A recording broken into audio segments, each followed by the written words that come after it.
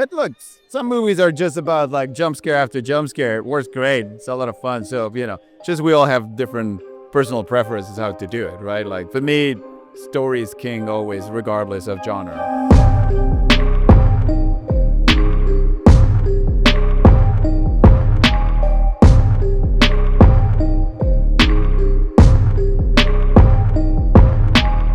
What's up, everybody? Ryan Coltrera from JoBlo.com, coming to you from the red carpet of Halloween Horror Nights 2025, which must mean the best time of year has arrived at last.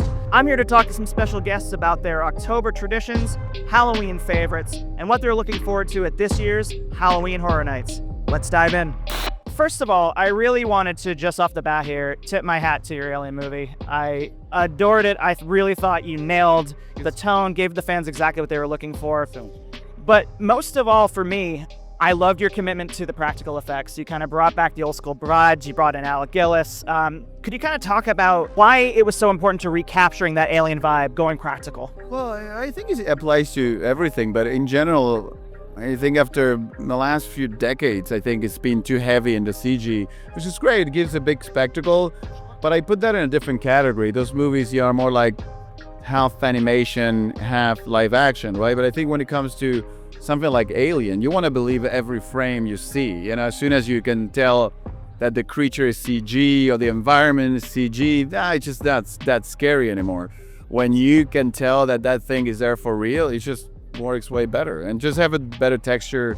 And Alien also, I think all the best ones were done that way, I think. So I thought it was important. Also, like you mentioned, Alec Gillis, Shane Mann, we really want to bring everybody that were from the originals and that worked with us. So it was great for me, a privilege to collaborate with that. Absolutely. You have successfully tackled a couple holy properties in horror.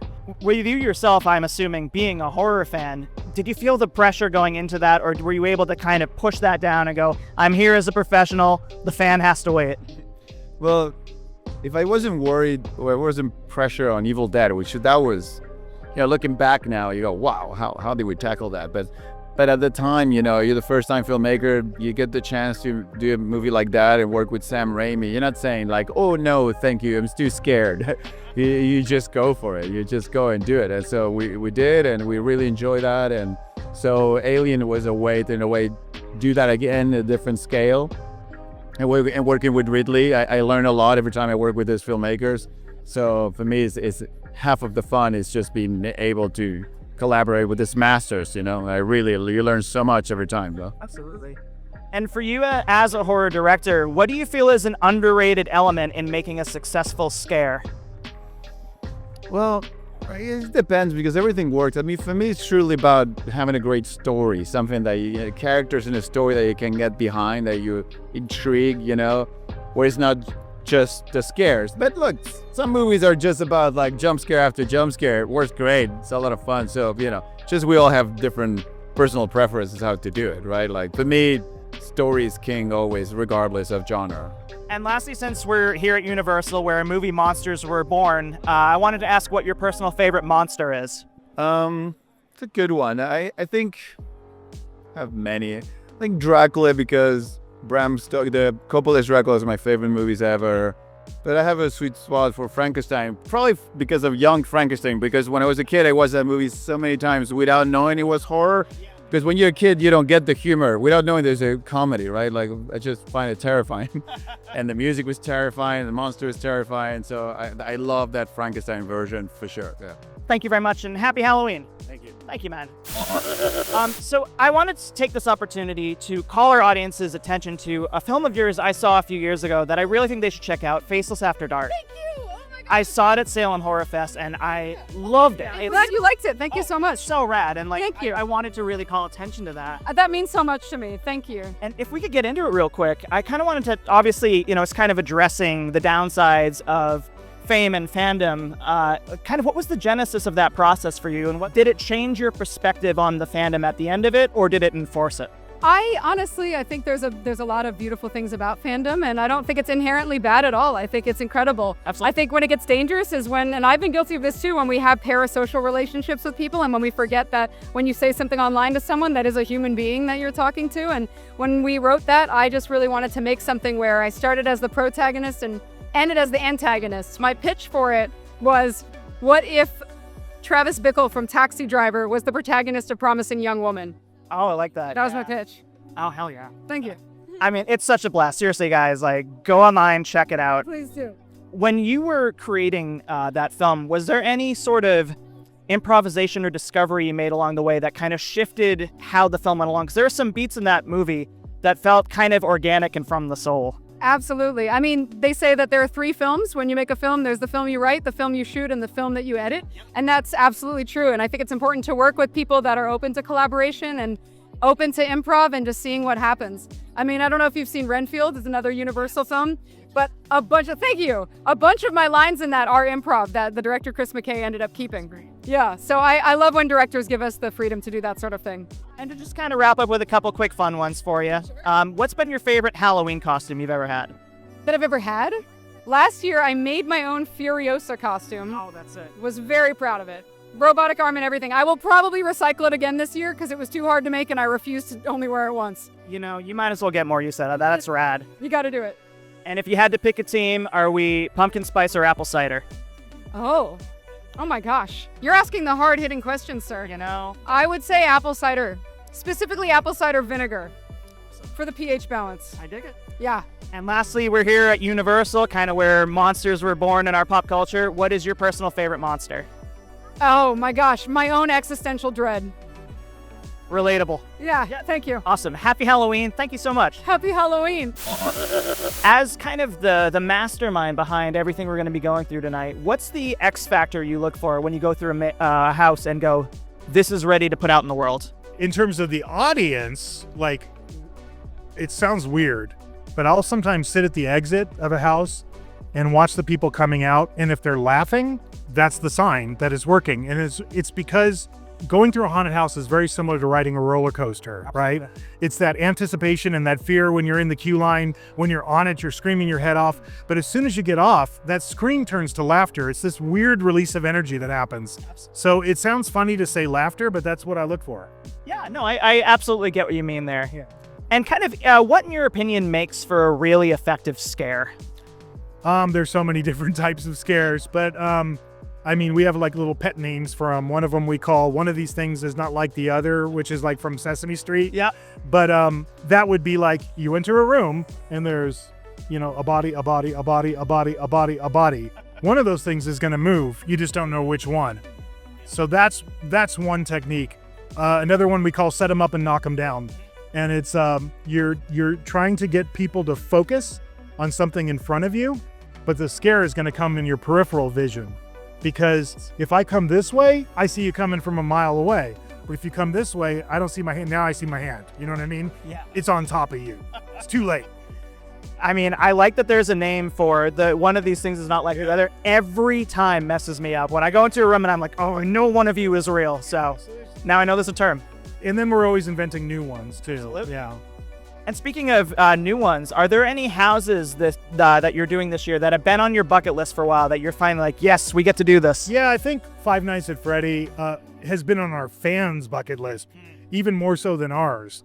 Meaning that like our fans have been just demanding of us, Absolutely. not subtly, that we do this house. And probably 5 years ago, I would have said it's impossible. And the reason is, those characters are 8 feet tall. You know, yes, there was people in them for the movie, but those people got to take the heads off when the director called cut. Yeah, It absolutely. doesn't happen like that in Horror Nights. So we eventually landed on the only way to pull this off is to work with Jim Henson's Creature Shop, which are the folks who did the movie. Right. So all the people who literally built these characters for the movie built these characters for the house. And it's been a really cool collaboration between us and Henson. Oh, I can't wait to check that out. Yeah. And lastly, just a couple quick rapid fire fun ones. What's been your favorite Halloween costume you've had in your life?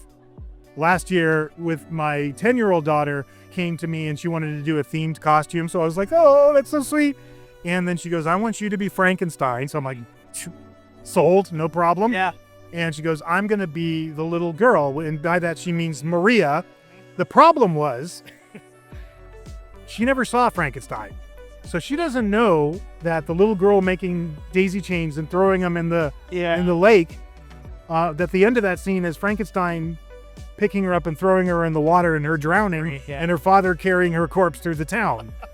So she just thought they were friends. Yeah. So I was like, oh yeah, let's do that. So we did it last year.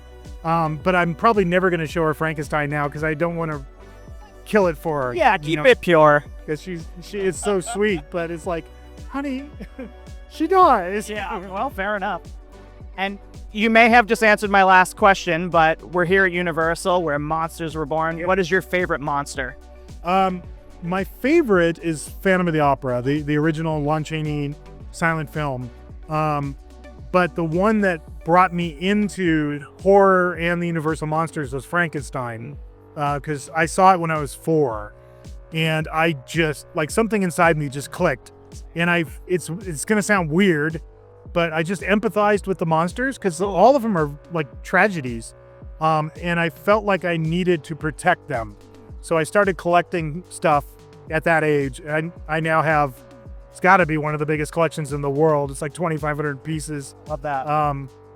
And they're all in my house here in LA, in display cases and stuff. And it's just weirdly comforting to me that, like, they're there. Yep. But of course we did our run with Universal Monsters, and that was probably the most gratifying thing I think I ever did, because it was getting to bring them to this audience. Absolutely.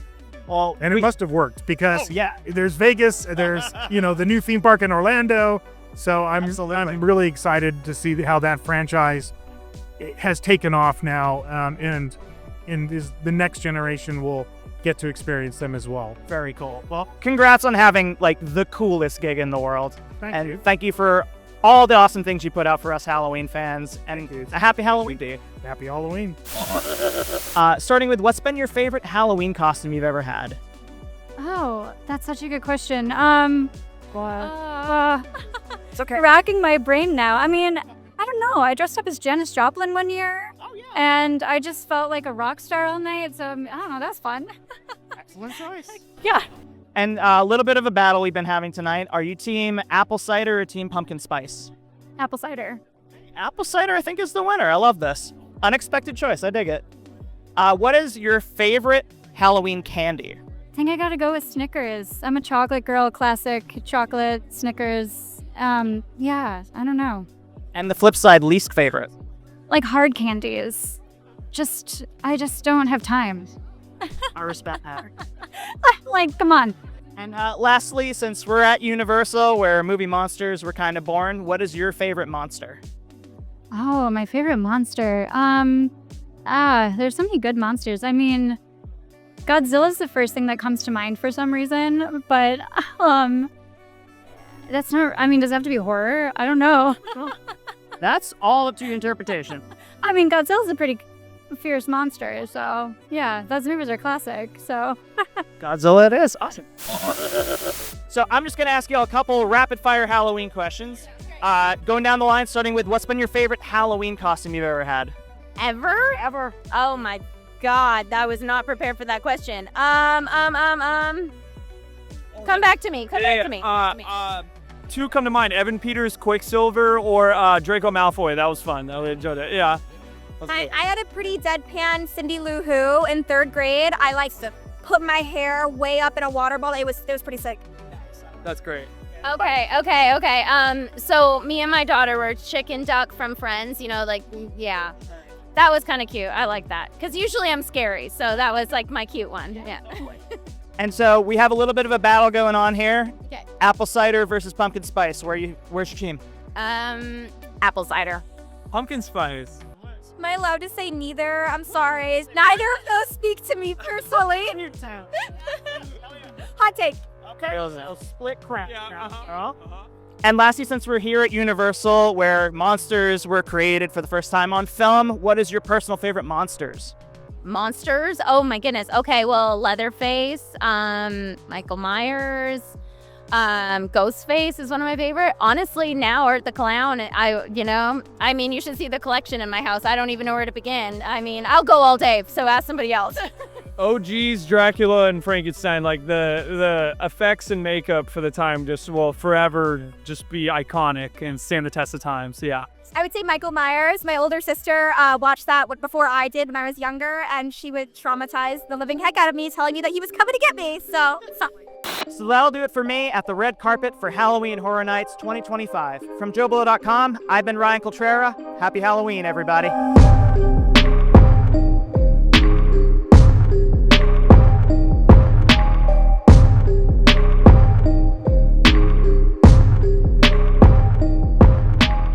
Thank you for clicking on our video, everybody. If you like what you saw here, please make sure you like the video and subscribe and share with your friends who like this sort of content. JoBlo remains an independent company, and we appreciate all of your support.